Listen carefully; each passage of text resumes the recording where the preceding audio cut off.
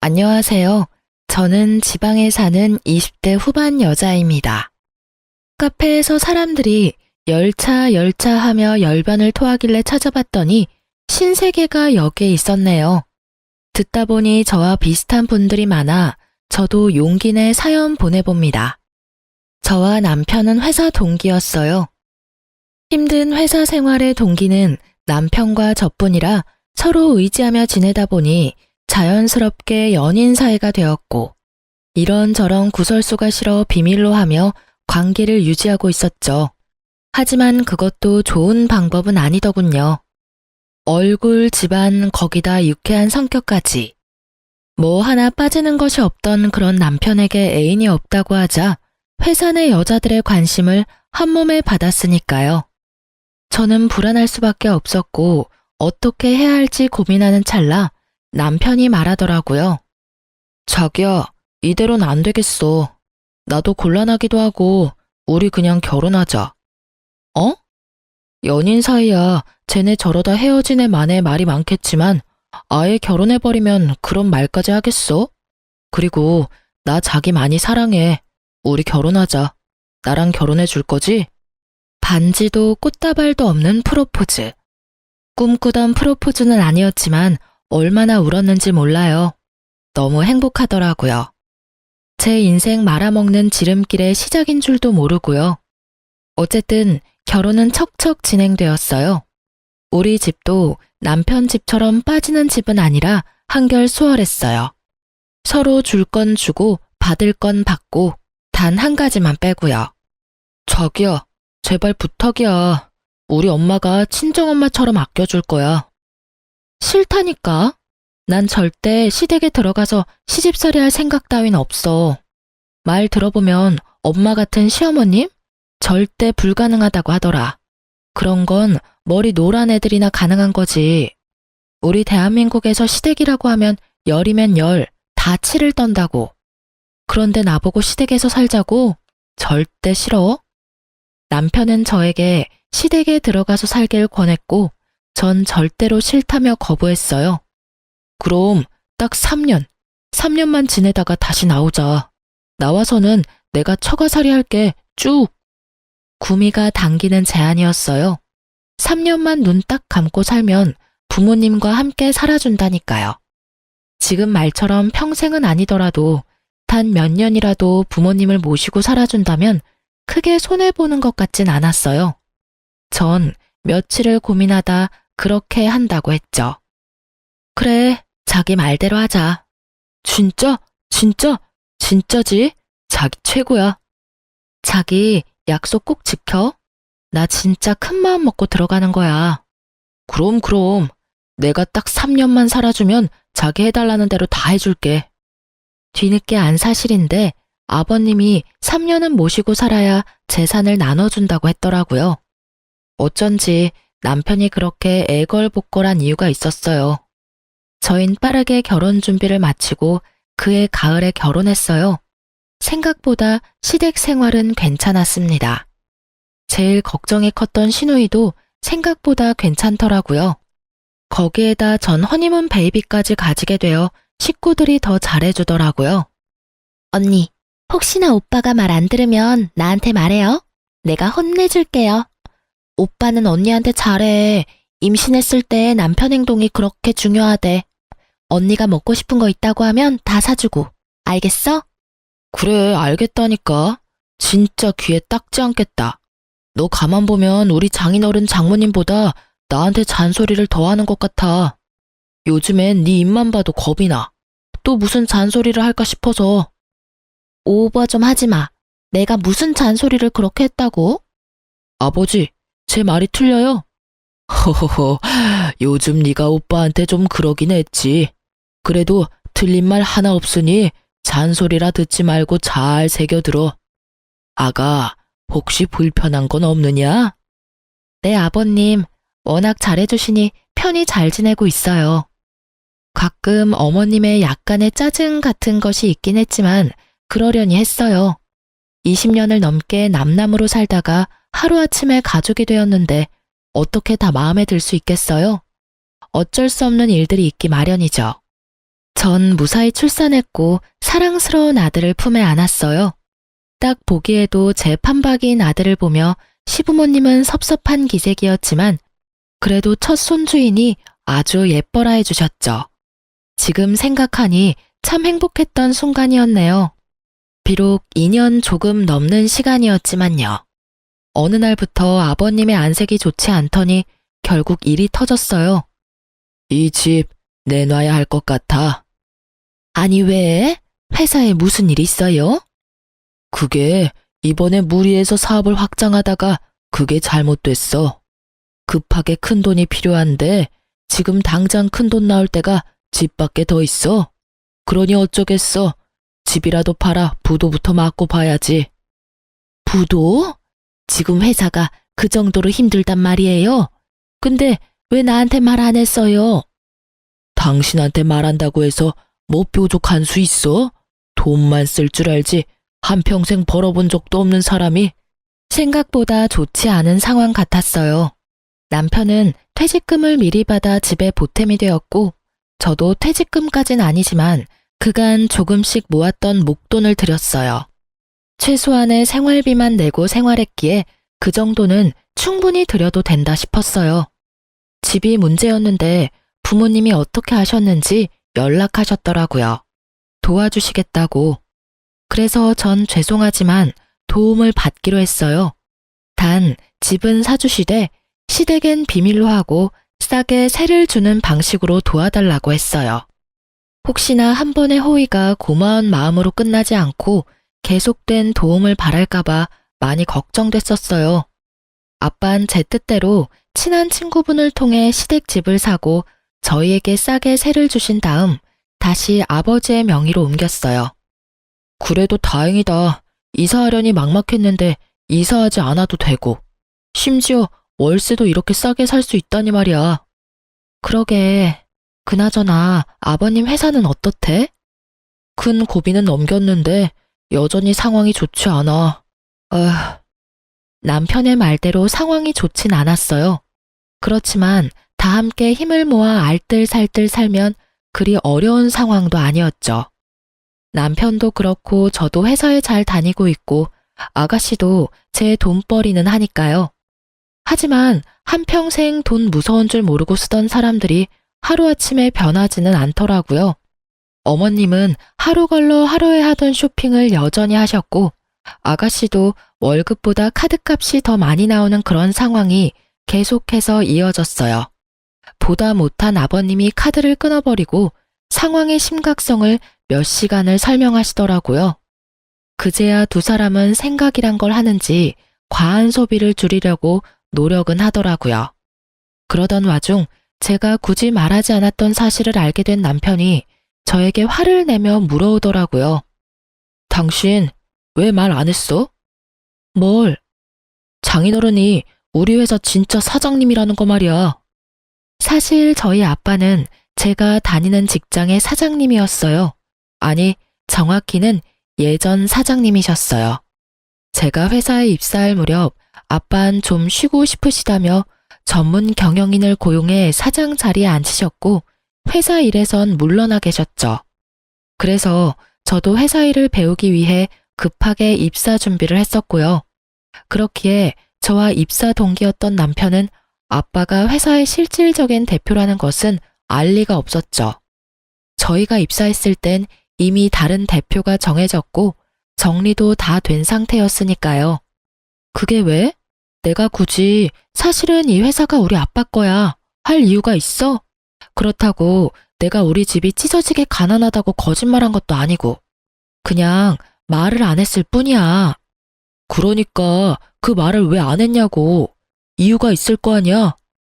굳이 이유를 대보자면 처음엔 자랑하는 것 같아서 안 했고 그 뒤론 굳이 할 필요가 없었어. 지금 사장직을 맡고 있는 것도 아니고 지금은 물러나셔서 쉬고 계시는데 그걸 뭐하러 이러니 저러니 떠들고 다녀? 그래도 나 섭섭해. 그런 것도 말 안 해주고. 여보, 이러는 거 보니까 내가 섭섭해지려고 해. 화낼 일도 아닌데 이렇게 언성까지 높이고. 혹시 당신 우리 아빠 재산 욕심나서 그래? 아니야. 그냥 당신이 나한테 일부러 숨겼다고 생각하니까 섭섭해서 그랬지. 그렇지. 당신이 막 처가 재산이나 노리고 어떻게 하면 한 푼이라도 더 뜯어볼까 하는 그런 사람은 아니잖아. 그렇지? 그럼. 정곡이 찔려버린 남편은 말을 더듬으며 회피했지만 전 알 수 있었죠. 이제 많이 피곤해지겠다는 걸 말이죠. 아니나 다를까 입도 싼 남편이 그새 시댁에 알렸는지 두 여자의 말도 안 되는 요구가 시작되더라고요. 언니, 저 샤땡에 꼭 갖고 싶은 가방 있는데 좀 사주시면 안 돼요? 아가, 난 입고 나갈 옷이 없구나. 같이 쇼핑 좀 가자. 너 바쁘면 카드만 줘도 된단다. 네? 저도 돈 없어요, 어머님. 그나마 있던 돈 아버님 다 드리고 빠듯해요. 에이, 우리 다 들었어요. 오빠랑 언니 다니는 회사 사실은 언니 아빠 거라면서요? 그렇게 잘 살면서. 에이, 그러지 말고 생일 선물 미리 준다고 생각하고 사줘요. 네? 기가 막히고 코가 막혀서 도대체 이 사람들은 언제쯤 정신을 차릴 수 있으려나, 아니, 정신을 차릴 수 있는 날이 오긴 할까 하는 생각이 들더라고요. 아가씨, 그리고 어머님, 저희 친정에 돈이 많은 거지 저는 돈이 없어요. 제가 처녀도 아니고 출가 외인이 된 지가 벌써 3년이 다 되어가요. 그런 제가 하윤이 가방이나 옷 사준다고 돈을 얻어와도 면목이 없을 노릇인데 어머님 아가씨 옷이랑 가방 사준다고 돈 달라고 하면 제 체면은 둘째치고 하윤이 아빠 면이 서겠어요? 에이, 언니도 참, 뭘 또 그렇게까지 떨어지겠어요. 그냥 시댁에 좋은 일 한다 하시겠죠. 아니 아가씨, 제가 아가씨한테 명품 가방 사주는 게 이 집에 좋은 일이에요? 명품 가방 얼만지 누구보다 잘 아시죠? 저 같으면요, 아가씨, 있던 백도 팔아서 아버님 드릴 거예요. 저번에 보니까 아버님이 지금 상황에 대해서 자세히 설명해 주던데 아직도 명품 타령이 하고 싶으세요? 제발 현실을 똑바로 좀 보세요. 나이도 많은 아버님 새벽같이 나가셔서 새벽에나 들어오세요.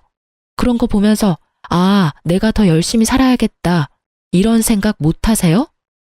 계속해서 어이없는 말만 들으니 저도 모르게 흥분해서 말이 막 나오더라고요.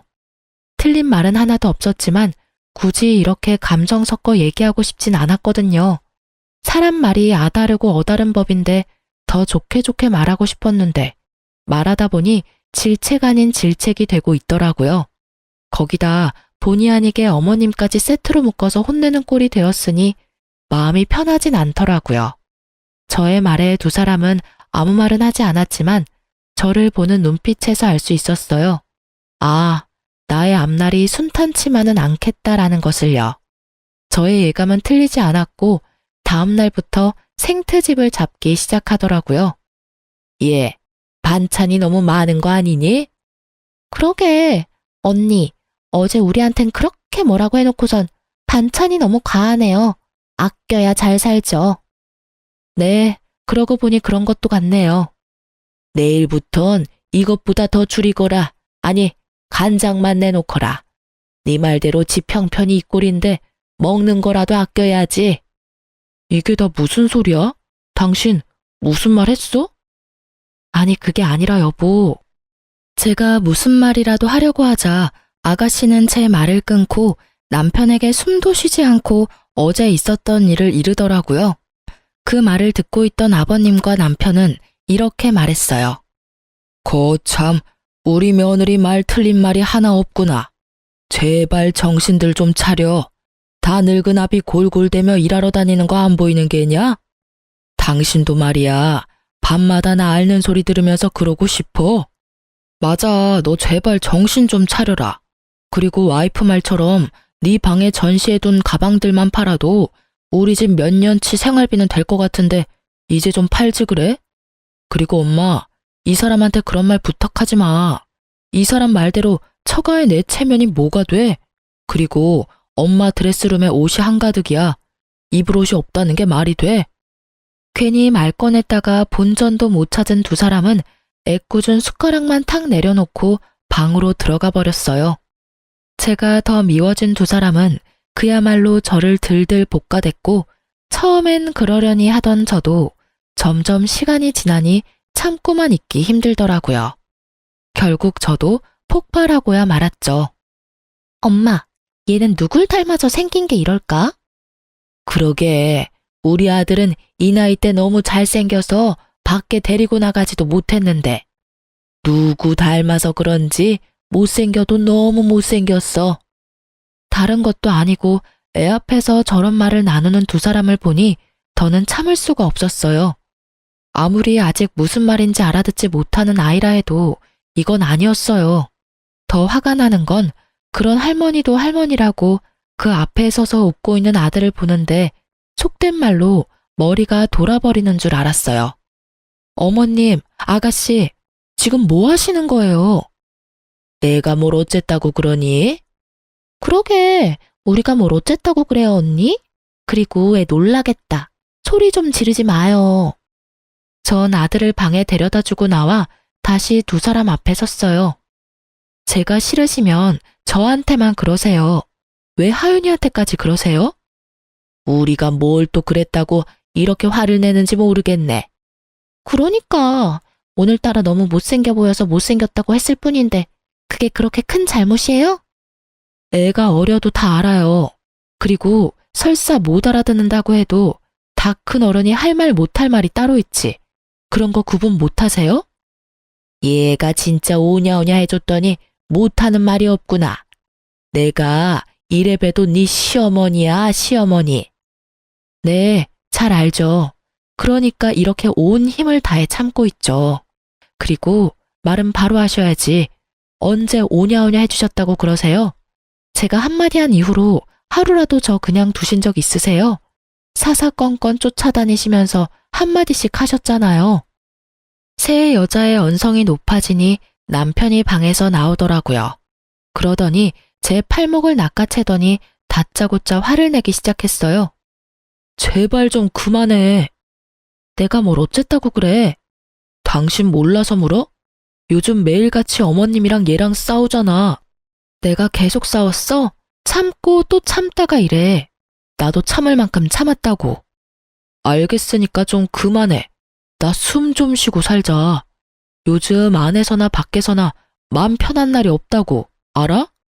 나라고 뭐 다른 줄 알아? 나도 힘들다고.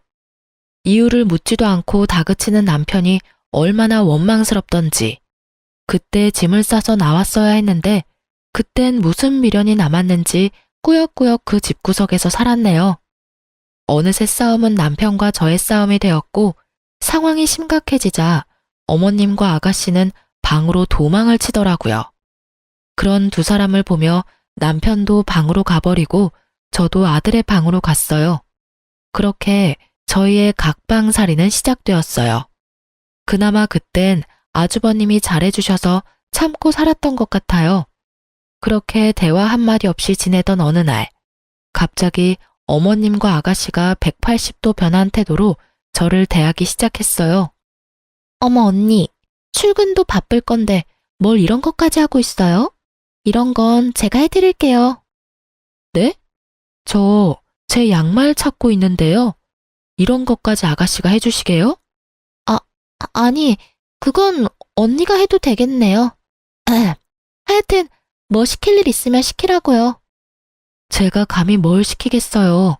또 무슨 괴롭힘을 당할 줄 알고요. 에이 언니, 그러지 말고 우리 풀어요.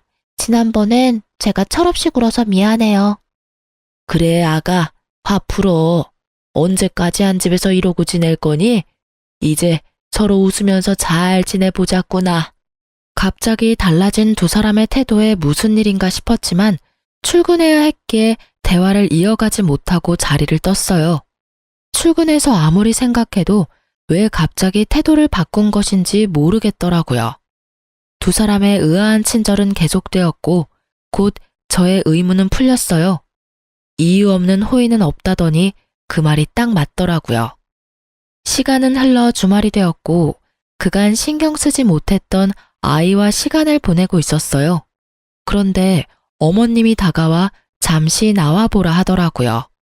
전 남편에게 아이를 부탁하고 거실로 나갔어요. 아가씨와 어머님이 소파에 앉아 저를 기다리고 계시더라고요. 무슨 일 있으세요? 그게요, 언니. 분위기를 보아하니 부탁이 있는 것 같은데 말을 하지 못하고 있더라고요. 그래서 제가 말을 해보라고 닥달하자 어머님이 얘기를 꺼냈어요. 그게 아니라 글쎄 얘가 결혼을 하게 됐어. 진짜요? 축하해요, 아가씨. 이번에 선보신 변호사분 맞아요? 그래, 맞아. 근데 너도 알다시피 우리가 지금 형편이 이래서 얘 시집 보낼 돈이 마땅치 않아. 본론이 나오더라고요. 더 들어보지 않아도 뻔한 말이겠지만 전 모르는 척하며 되물었어요. 그런데요? 그냥 형편껏 해서 가면 되잖아요. 형편껏 한다 해도 어느 정도 급은 맞춰줘야 하지 않겠니? 그쪽에서 바라는 것도 있는데 아예 무시할 수는 없는 노릇이고. 여기 있어요, 언니. 그쪽 집에서 이 정도는 해줬으면 한다고 보내온 목록이에요. 아가씨가 전해준 종이를 보니 헛웃음이 나더군요. 아들 가지고 장사는 저 집안이나 돈도 없으면서 다 해줄 수 있다고 큰소리 쳤을 아가씨나 하는 꼴이 우습기는 마찬가지였어요. 아가씨, 이게 다 돈이 얼만 줄은 알아요? 어림잡아 억 단위는 되는데 지금 이 돈이 어딨어요? 언니도 이 정도는 해왔을 거면서 왜 그렇게 말을 해요? 아가씨, 잘 모르시나 본데 저도 이 정도는 안 해왔어요. 그렇지 않아요, 어머님? 저의 물음에 어머님은 당황스러우신 듯 제 눈을 피하시더라고요. 이걸 저한테 보여주는 이유는 잘 알겠는데 저번에도 말했듯이 돈 없어요. 그러니까 저한테 다시는 이런 부탁하지 마세요. 이런 문제로 식구끼리 더는 얼굴 붉히고 싶지 않네요. 전 방에서 하던 일이 있어서 그만 들어가 볼게요. 전 부모님께까지 손을 벌려 아가씨를 시집 보낼 생각은 전혀 없었기에 더욱 단호하게 말하고 방으로 들어와 버렸어요. 쉽게 포기할 사람들이 아니란 걸 누구보다 잘 알기에 머리가 다 아프더라고요. 내일부터 또 어떤 방법으로 제 마음을 돌리려 들지 궁금하기까지 했어요. 하지만 그런 제 생각과는 달리 두 사람은 저를 괴롭히지도 않았고 심지어 기분마저 좋아 보였어요. 전 점점 더 불안해져만 갔어요. 그러던 어느 날 엄마에게 전화가 왔더라고요. 제가 전화하는 일이 아니면 연락을 잘 하지 않는 엄마인데 휴대폰 액정에 엄마가 뜨는데 불안감이 엄습했어요. 설마 하는 마음으로 전화를 받았는데 역시는 역시더라고요. 엄마, 무슨 일 있어? 다름이 아니라 그저께 사부인이랑 사돈 아가씨가 찾아왔었어. 뭐? 혹시 돈 달래? 달라는 건 아니고 빌려달라고 하던데 거의 달라는 말이더라. 너희 시댁 요즘 많이 힘드니? 아니, 아무리 힘들다고 해도 사돈지간이 얼마나 어려운 사이인데 여기까지 와서 돈을 빌려달라고 하는지. 당장 내쫓고 싶은 거 너 생각해서 겨우 참았어. 네 아빠는 너한테 절대 말하지 말라고 하고 없는 돈 셈치고 빌려줄 생각이던데 난 아무리 생각해도 그건 아닌 것 같아서 일단 너한테 전화했어. 잘했어. 아빠한테 절대로 주지 말라고 해. 그딴 인간들한테 한 푼도 주지 마. 내가 이놈의 집구석 가만 안 둘 거야. 거기가 어디라고 찾아가서 그딴 말을 해? 흥분 좀 하지 마, 딸. 너 이럴까봐 나도 어제 하루 종일 고민하다 전화했어. 아닌 건 아니니까. 엄마 말처럼 아닌 건 아니니까 이래. 전화해줘서 진짜 고마워, 엄마. 덕분에 내가 정신이 번쩍 드네. 일단 끊어요. 내가 다시 전화할게요. 정말 정신이 번쩍 들더라고요. 그날 저녁 전 남편과 함께 퇴근을 하고 차에서 얘기를 나눴어요. 당신, 내가 지금부터 두 가지 선택지를 줄 거야. 당신은 두 가지 중 꼭 한 가지는 선택을 해야만 해. 무섭게 왜 이래? 지금부터 난 어쩜 무서운 얘기를 할 거야. 무슨 말인데 이렇게까지 분위기를 잡아? 어머님이랑 아가씨랑 우리 집까지 찾아가서 아가씨 시집 갈 돈 빌려달라고 했대. 근데 당신도 알 거 아니야? 그게 달라는 말이랑 똑같은 거. 지금 우리 형편에 그 돈을 어떻게 갚아? 뭐? 진짜 그렇게까지 했단 말이야? 아직 안 끝났으니까 끝까지 들어. 그래서 말인데, 난 당신이랑 당장 분가해서 친정으로 들어갔으면 해. 웬만해선 지금 아버님 상황도 그렇고 해서 더 있고 싶었는데, 더는 무리야. 그러니까 당신이 결정해. 나랑 분가해서 친정으로 갈래? 아니면 나랑 이혼할래? 뭐? 나는 더는 이렇게 못 살겠어. 그러니까 결정하라고. 분가해서 친정으로 갈래? 아니면 이혼할래? 난 당신이랑 이혼하고 싶지 않아. 그렇다고 분가가 쉬운 것도 아니고. 나한테 하루만 시간을 주면 안 될까? 알겠어. 전 남편의 뜻대로 하루의 시간을 줬어요. 사실 쉽게 내릴 결정은 아니었으니 남편도 어느 정도 이해가 됐어요. 다음날 제가 준 선택지는 두 가지였는데 남편은 완전히 다른 답을 가지고 왔더라고요. 여보, 그러지 말고 우리 해외로 나가자. 뭐? 처가살이가 그렇게 싫어? 갑자기 해외는 무슨 해외야? 그동안 일도 많았잖아. 당신이나 나나 머리도 식힐 겸 해서 말이야. 캐나다 얼마나 좋아? 그리고 지금 당신이랑 엄마랑 사이도 이렇게 나쁜데 우리가 대뜸 처가로 들어간다고 해봐. 곱게 보내주시겠어? 모르긴 몰라도 또 집안 한번 뒤집어질 텐데. 남편의 말을 듣는데 그 갑갑한 상황이 눈앞에 그려지며 절로 한숨이 나더라고요. 남편은 제가 흔들리는 모습을 보이자 틈을 놓치지 않고 말했어요. 그리고 요즘 부모들은 애들 데리고 외국 못 나가서 안달이라고 하더라고. 자연스럽게 귀가 트인다고들 하잖아. 내 생각엔 지금이 적기야. 우리 하윤이 말 트이기 시작했는데 한국어는 물론 영어도 술술 나오겠지 않을까? 아직 말도 제대로 못하는 앤데 힘들진 않을까? 그러니까 지금이 딱이라고. 다른 사람들은 더 어릴 때 가더라. 어쩌면 우린 이미 늦었을지도 몰라. 지금 생각하면 말도 안 되는 일이었지만 그땐 남편의 제안이 달콤했어요. 그만큼 전 시댁 식구들에서 지쳐 있었고 하루빨리 벗어나고 싶은 마음뿐이었어요. 그 집만 벗어날 수 있다면 어디든 괜찮다는 생각이었으니까요. 거기에다 아들까지 들먹이니 혹했던 것 같아요. 그렇게 제가 정신을 차리지 못하고 있는 사이 남편은 빠르게 자신의 계획을 실행하고 있었어요. 여보, 나 오늘 엄마한테 우리 해외로 나간다고 말할 건데 당신은 좀 나가 있어. 괜히 당신한테 불똥 튈까봐 걱정되어서 그래. 난 아직 결정 못했는데. 해외를 가든 처가를 가든 나가야 한다고 미리 말씀은 드려야 하니까. 아까 보니까 다 나가고 엄마 혼자 계시더라고. 혼자 계실 때 얘기해야지 동생 있을 때 얘기하면 당신도 알지? 상황 피곤해지는 거. 그러니까 요 앞 카페에 가서 있다가 내가 연락하면 와.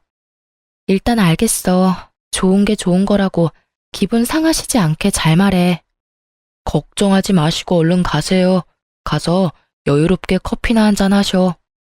남편의 권유에 저는 서둘러 준비를 하고 집을 나섰어요. 남편의 말처럼 집 앞 카페나 갈까 하다가 오랜만에 친정이나 갈까 싶어 엄마에게 전화를 걸었죠. 여보세요? 엄마, 어디야? 나 지금 집에 놀러 가도 돼? 얘가 무슨 소리 하는 거야? 엄마 지금 병원이잖아. 아빠 입원하셔서. 뭐? 아빠가? 왜? 김서방이 얘기 안 하든? 김서방? 그래, 김서방이 너한테 말한다고 했는데 안 했어? 어쩐지 네가 찾아오지도 않고 연락도 없길래 바빠서 그러나 하면서도 이상했어. 네 아빠 폐암이란다. 전이가 안 된 데가 없어서 심각한 상황이야. 그러게 내가 그렇게 건강검진 좀 받으라고 말했건만 고집 부리더니. 상황이 많이 안 좋아? 응, 안 좋아. 멀쩡하던 사람이 갑자기 쓰러지는데 엄만 그때 생각하면 아직도 숨이 안 쉬어져. 얼마나 놀랐던지. 때마침 김서방이 집에 와 있었으니 망정이지. 아니었으면 그 길로 황천길 갈 뻔했어 네 아빠. 난 정신이 하나도 없는데 김서방이 네 아빠 병원까지 모시고 가서 그날 늦게까지 있다가 갔잖니. 아빠가 아프다니 거기에다 남편은 알고 있었다니. 전 어떤 상황인지 도무지 이해가 가지 않아 남편에게 묻기 위해 집으로 다시 갔어요. 집으로 들어서는데 대화 소리가 들리더라고요. 그래서 우리 분가하려고. 남편의 말소리가 들리며 순간 저는 집을 나온 이유가 떠오르며 아차 싶더라고요. 엄마와의 통화 후 일부러 자리를 비웠다는 사실을 잊고 있었거든요. 그래서 전 잠시 기다렸다가 들어가기로 했어요. 아빠가 아픈 이상 분가가 더 급한 상황이 돼버렸으니까요. 그런데 들려오는 대화 내용에 머리가 멍해지더라고요. 너 그러다가 하윤 엄마가 캐나다 말고 처가로 간다고 우기면 어쩌려고 그러니? 너 그러면 꼼짝없이 그 노인네 병수발 들어야 해. 내가 그 꼴 보려고 이제껏 온갖 좋은 것만 해대며 키운 줄 알아? 그럴 일 절대 없어. 내가 누구야? 그리고 하윤 엄마 거의 다 넘어왔어. 내가 그날 처가 안 갔으면 어쩔 뻔했나 몰라? 하윤 엄마가 처가 들어가서 살 거 아니면 무조건 이혼이라길래 장모님 장인어른한테 하윤 엄마 설득 좀 해달라고 간 거였는데 그때 장인어른이 딱 쓰러지시는 거야. 그래서 그 노인네는 확실히 얼마 안 남았대? 수술이나 항암 치료로는 안 된대? 이미 전이가 온몸에 돼서 손 쓰기가 힘들다고 하더라고. 그러니까 엄마는 건강검진 잘 받아. 우리 장인어른 봐. 돈만 많으면 뭐해? 결국 이렇게 가실 거. 다시 생각해도 끔찍하다니까. 아무것도 모르고 처가살이 시작했으면 유산이야 받겠지만 병수발도 같이 들어야 했을 거 아니야. 그러게나 말이다. 우리 아들은 어쩜 그런 생각을 했을까?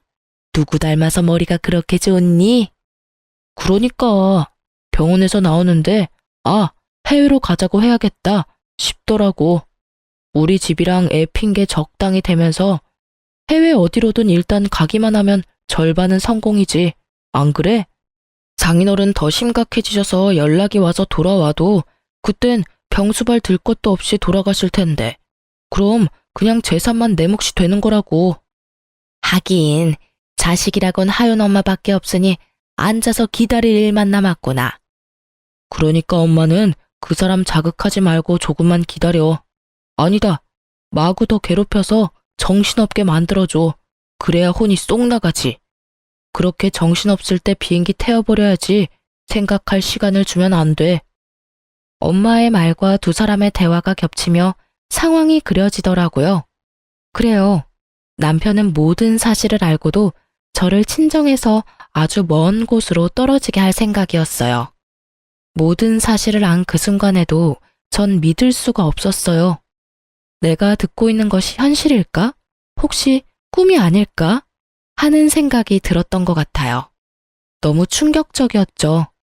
그래도 한 입을 덮고 산 사람인데 내가 남편을 몰라도 이렇게 몰랐나? 저렇게까지 최악의 사람이 내 남편이 맞나?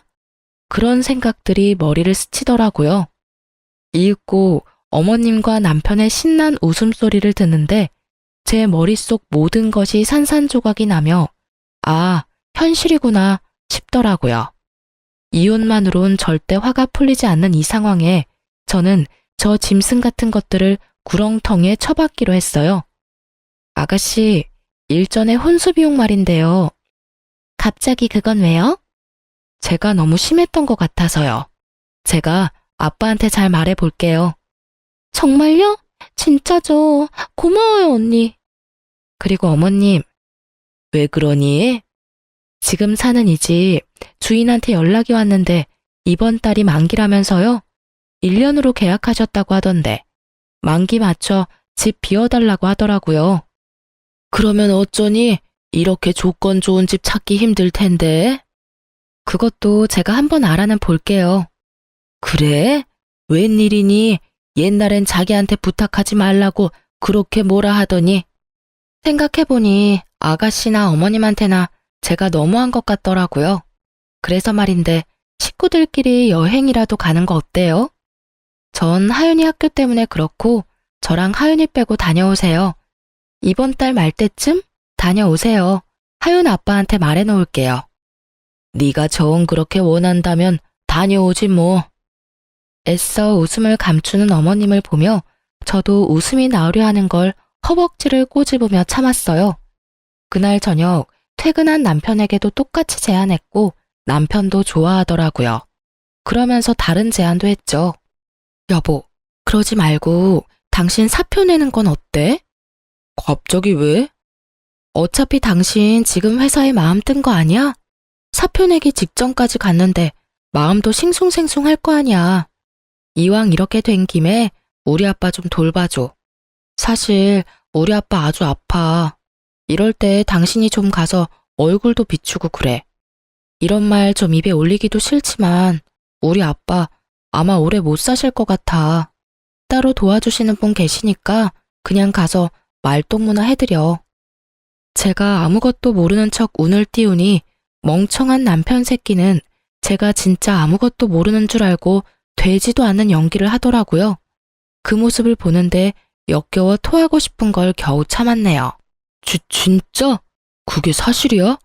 그럼 내가 자주 가서 말동무라도 해드려야지. 걱정하지 마. 남편은 그렇게 회사를 그만뒀고 전 아빠의 회사에서 남편을 잡음 없이 퇴사하게 했어요. 그리고는 이제 남은 건 시간이 빨리 흐르기를 비는 일뿐이었어요. 한 달이란 시간이 얼마나 더디게 가는지 당장이라도 업고 싶은 걸 그나마 절 여왕 떠받들듯이 떠받드는 10대 식구들을 보며 겨우 참을 수 있었어요. 참 속이 훤히 보이는 인간들이었어요. 제 입맛대로 굴어주니 어쩜 그렇게 사람이 변할 수 있는 건지 제 말 한마디면 그냥 껌뻑껌뻑 죽더라고요. 그리고 드디어 결전의 시간이 다가왔어요. 제가 계획한 날짜에 맞춰 시댁 식구들은 들떠서 여행을 떠났고 전 그 짐승만도 못한 것들의 짐을 모두 챙겨 현관문 앞에 뒀어요. 가전 가구는 이삿짐 센터에 맡겼고요. 네, 그렇습니다. 전 시댁 식구들을 내쫓을 계획을 세웠어요. 더는 그들의 배부르고 따뜻한 꼴을 두고 볼 수만은 없었으니까요. 얼마 후 여행에서 돌아온 시댁 식구들은 나와 있던 짐들을 발견하곤 집으로 들어와 득달같이 화를 내더라고요. 짐은 왜 저렇게 둔 거야? 집은 왜 이래? 가전 가구 다 어디 갔어? 텅 빈 집이 의아한 남편과 언니, 이게 다 무슨 일이에요? 내 가방들은 왜 밖에 나와 있는 거예요? 저게 다 얼마짜린 줄 알고 그런 짓을 한 거예요? 예, 입 다물고 있지 말고 말을 좀 해보렴. 이게 다 무슨 일이냐니까? 아버님을 제외한 나머지 식구들은 다 한마디씩 하더라고요. 조용하신 아버님은 대충 상황을 눈치채셨는지 집을 한 바퀴 둘러보시곤 어머님과 아가씨를 데리고 집 밖으로 나가셨어요. 혼자 남은 남편은 이 상황이 어떻게 된 상황인지 빨리 설명해 보라는 눈빛으로 절 보고 있더라고요. 그래서 전 남편의 궁금증을 풀어주었죠. 당신도 딱 보면 모르겠어? 오늘로 계약 만기잖아. 그것도 모르고 신나서 여행을 갔던 거야? 그거야, 당신이 가라고 하니까. 그래서 우리 집에서 쫓겨난 거야? 그러면 앞으로 우린 어디 가서 살아? 우리가 아니고 당신하고 당신 가족들이 쫓겨난 거야. 난 애초에 쫓겨날 수가 없지. 여기 우리 아빠 집이었으니까. 뭐? 이 집 우리 아빠가 사서 당신네 집에 세준 거였어. 그것도 아주 저렴한 가격으로. 우리 아빤 그렇게까지 당신하고 당신 집안 사람들한테 호의를 베풀었는데 당신은 그런 우리 아빠 마음을 보란 듯이 짓밟았더라? 내가 짓밟기는 뭘 짓밟아. 당신이 더 잘 알잖아. 내가 요즘 얼마나 장인어른한테 잘하는지. 잘 알지. 당신이 우리 아빠 많이 아프신 거 뻔히 알면서 나랑 외국으로 가려고 했던 것도. 그러다 아빠 돌아가시면 그 재산 빼먹으려 한 것도 말이야. 내가 잘 알고 있었어. 당신, 그걸 어떻게... 지금 그게 중요해? 당신, 어떻게 인간의 탈을 쓰고 그런 짓을 할 수가 있어. 먼 타지에서 아빠가 잘못됐다는 소식을 들으면 내가 얼마나 힘들지 그런 생각은 안 해봤어? 우리 아빠는 눈 감는 그 순간까지 하나뿐인 딸 얼굴도 못 보고 떠나실 수도 있었어. 그 심정은 생각해보지도 않았던 거야? 그게 아니라, 여보, 내 말 좀 들어봐. 말로는 처가살이 한다고 했지만 막상 진짜 들어가려니 막막했어. 그렇다고 우리 집에서 계속 살자니 당신이 진짜 이혼하자고 할 것 같았고. 그러다가 차라리 외국에라도 나가서 사는 게 더 좋겠다 싶어서 당신한테 권했던 거야. 나도 다 좋은 뜻에서 그랬던 거야. 누가 그딴 거 궁금하대? 우리 아빠 아픈 거 뻔히 알면서 왜 그랬냐고 도대체 왜? 절규에 가까운 제 말에 남편은 변명거리가 떠오르지 않는지 아무 말도 하지 못하고 있더라고요. 기대했던 바가 없어서 그런지 실망스럽지도 않았어요. 하긴 무슨 할 말이 있겠어. 자기 몸은 편하고 싶고 그렇다고 돈줄인 나는 놓치기 싫고 그러니까 자기 자식까지 팔아가며 그딴 말이나 짓거렸겠지. 나도 바보지. 어떻게 그런 말에 속아 넘어갔는지. 아니, 애초에 당신 같은 인간이랑 만난 그 자체가 어리석었어. 남편은 아무 말도 하지 못하고 전 아직 하지 못한 말을 하려던 때였어요. 아가씨가 씩씩거리며 들어오더라고요. 언니, 그럼 나 결혼은 어떻게 되는 거예요? 결혼 자금은 주는 거죠. 그렇죠. 지금까지 정신 못 차리고 헛소리를 해대는 아가씨를 보며 전 말을 했어요. 아가씨, 정신 좀 차려요. 지금 내가 결혼 자금 줄 것 같아요? 상황 파악이 그렇게 안 돼요.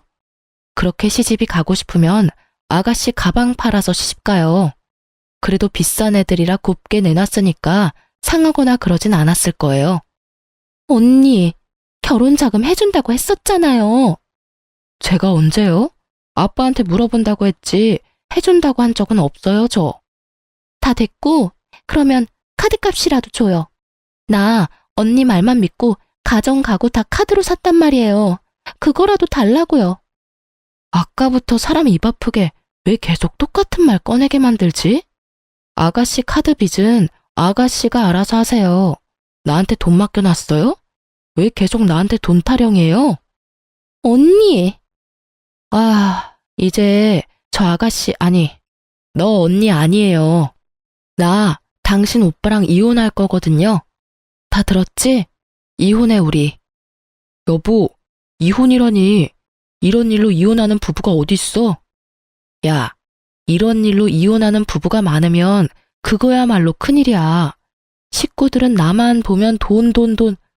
남편이란 새끼 머리엔 처가 재산 손 안 대고 코풀 생각으로 가득 차 있고. 아, 막막하다 막막해. 이런 집에서 난 내 아들 데리고 하루도 더 살기 싫으니까 너도 너 갈 길 가. 나도 내 갈 길 갈 테니까. 전 남편을 지나쳐 집을 나가려고 했고 그런 저를 남편이 붙잡았어요. 온몸에 소름이 확 돋더라고요. 전 팔을 뿌리치며 남편의 뺨을 때려버렸어요. 손도 대기 싫었는데 어쩌겠어요? 때려달라고 저렇게나 붙잡는데 때려줘야죠. 언니! 남편이 한 대 맞았다고 눈에 불을 켜고 고함을 지르는 걸 보는데 정말 눈을 찔러버리고 싶더라고요. 귀 썩을 것 같으니까 자꾸 부르지 마. 생각 같아선 다 확 죽여버리고 싶은 거 겨우겨우 참고 있으니까. 더 붙잡지도 말고, 알겠어? 제 살기 어린 표정을 본 두 사람은 어떤 말도 어떤 움직임도 없었고 그런 그들을 뒤로 한 채 그 집을 나와버렸어요. 남편의 상황은 그야말로 최악이었죠. 지금 가진 돈으로 어떻게든 월세방이야 구하겠지만 회사도 그만뒀고 아버님 사업도 힘든 상황에서 카드 빚까지 어마어마하니 생활조차 힘든 상황일 것이 뻔했어요. 거기다 어머님과 아가씨는 5살 애보다 철딱서니가 없으니 말 다 했죠 뭐. 최악의 상황까지 몰린 남편은 부모님을 찾아왔어요. 한 번만 용서해주세요. 장인어른 장모님. 이제 와서 이런다고 달라질 것이 있을 거라 생각하나? 자네는 생각이 없어? 내 몸만 이 모양이 아니었다면 내가 자네를 가만두지 않았을 거야. 여기가 어디라고 감히 찾아와서. 다 오해입니다. 제 말 좀 들어주세요, 제발. 다 오해? 자네가 어떤 생각을 하는지 어떤 짓을 했는지 내 다 들었네.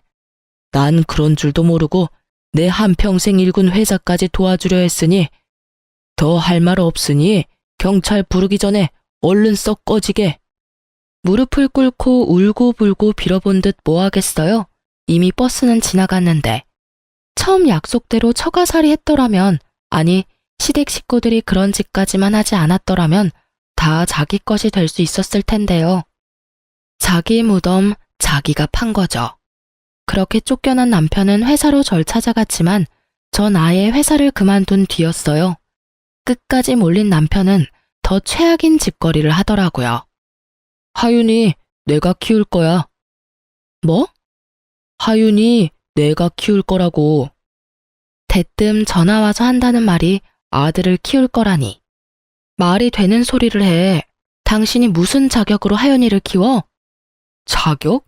내가 하윤이 아빠인데 그거면 자격이 충분하지. 다른 자격이 또 필요해? 아, 정말 이렇게까지 구질구질하게 나올 거야? 그래, 알겠어. 해보자 끝까지. 전화를 끊은 저는 이혼 전문 변호사를 선임했어요. 그리고 가뿐하게 소송에서 이겨 2번 다시 아들의 이름도 꺼낼 수 없게 만들어 주었죠. 이혼 후 남편은 공사판에서 일용직을 하며 지낸다는 말을 들었어요. 아가씨는 파혼당했다고 하고요. 그 아끼던 가방은 팔았는지 어쨌는지 모르겠네요. 아버님 회사는 큰 위기를 넘겼지만 아마 힘들 것 같다고 아빠가 그러시더라고요. 알고 보니 그래도 사돈이라고 아빠가 도움을 주시려고 알아보셨대요. 다시 생각해도 그때라도 빠져나와서 얼마나 다행스럽던지. 자칫했으면 피 같은 부모님 돈으로 그 빌어먹을 집구석 좋은 일만 시킬 뻔했네요. 이혼 후 저는 잘 지냈어요. 병원에서 더는 가망이 없다는 아버지를 모시고 제 아들과 함께 가까운 근교로 여행을 다녔어요. 마지막까지 병원에서 시간을 보내고 싶지 않다는 아빠의 뜻에 따르기로 했거든요. 처음엔 많이 반대했지만 공기 좋은 곳에서 손주 재롱을 보며 더없이 행복하다는 아빠를 보며 잘한 결정이라고 생각했네요. 결국 아빠는 하늘나라로 가셨지만 떠나시던 그날까지 저를 보며 환히 웃어주셨어요. 요즘은 경영 공부에 힘쓰고 있어요. 큰 회사는 아니지만 그래도 회사를 꾸리려면 전문적으로 배워야 하니까요. 걱정이 컸던 아들도 매일같이 싸우던 꼴만 보이던 때보다 한결 더 편안해 보여요. 요즘엔 못하는 말이 없어 엄마와 제가 당황스러울 때가 많지만 그마저도 사랑스럽네요. 어때요? 많이 답답하셨을까요? 저도 지금 생각해보면 많이 답답한데 그땐 참는 것이 최선이라고 생각했어요. 그래도 더 늦지 않게 정신 차린 걸 위로 삼으며 잘 살아보려고요. 그럼 전 물러가 볼게요. 긴 사연 들어주셔서 감사합니다.